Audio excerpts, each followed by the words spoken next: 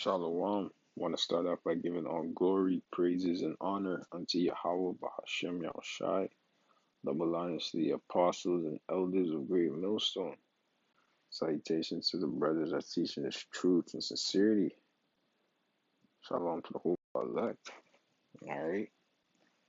Today's lesson, I wanted to call it Survival of the Spiritualist.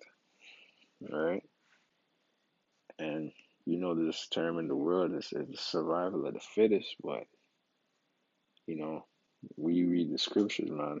Strong men, all right, are quote unquote strong men, mighty men, are gonna be screaming, wailing like women, gonna be in great travail like women, all right, like they're going through birth pains.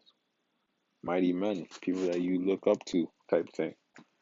Oh, he's strong, like people really thinking that they're of stature and they'll be able to handle hard times.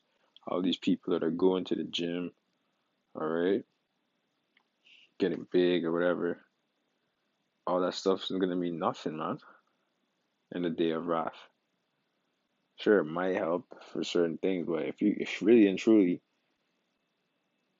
all right, if you don't have the covering of the Most High, of Yahweh, why Yahweh Shai, man, then that shit is vain and it doesn't mean nothing, and you will be destroyed, man.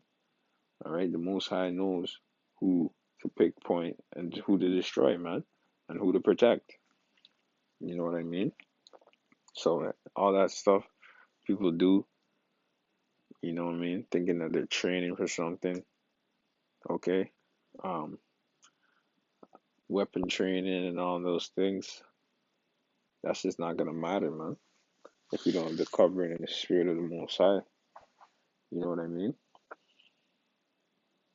And that's that, you know. I'm just getting into it. This is Job 5.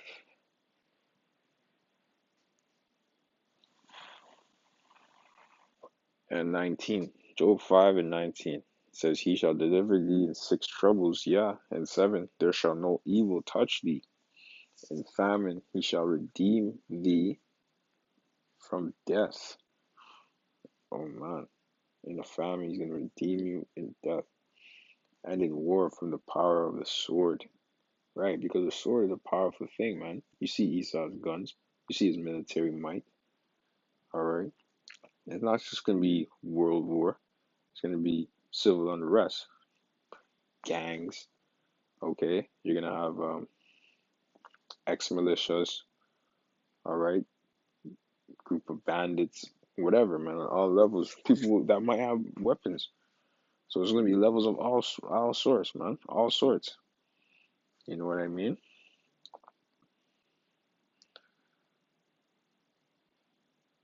It says, "In famine he shall redeem thee, and in war from the power of the sword.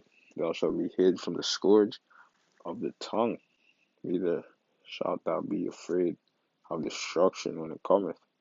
That's right, man, because this is like when shit's getting real, man. You're on your lonely path.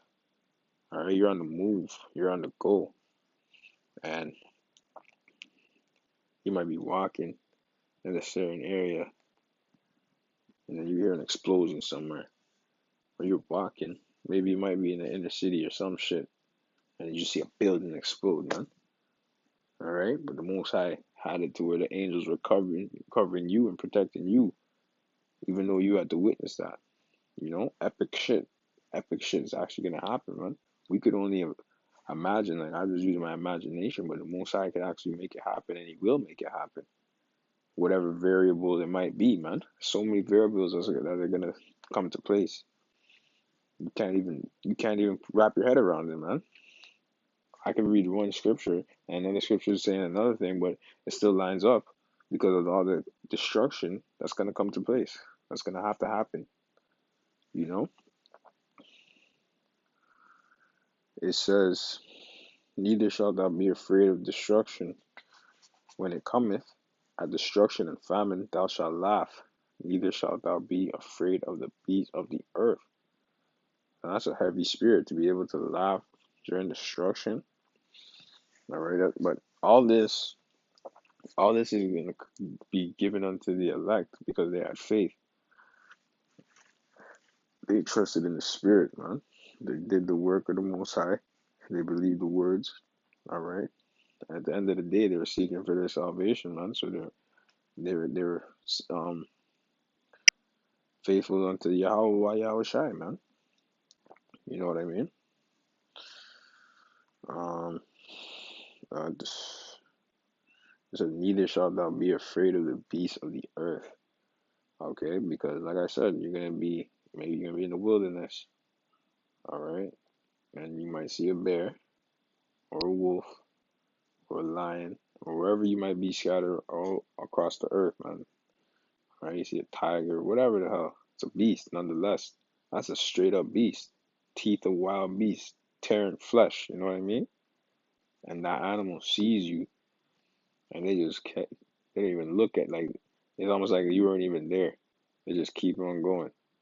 All right, and that's a serious spirit, man. Because right now we don't have the power of Adam, where we have dominion over beasts. You know what I mean? Where the beasts respected us, or even in the times of Noah. You know what I mean? Where the beasts actually feared us, feared men. They seen men and they feared them. We lost that, man. Why do you think um the fact that we lost that part of like judgment and punishment throughout the empires were throwing people into cages with lions and things of that nature, throwing the prophets into cages with lions or whatever beast, you know what I mean? Or not even just prophets, but anybody, man. You know. But as Israelite men, we lost our power on the earth, man. That fear that these nations and these animals had towards us in righteousness. But like it says, we're gonna get that back. All right. And thou shalt know that thy tabernacle shall be in peace, and thou shalt visit thy habitation, and shall not sin. You know. I want to get this quick script, man.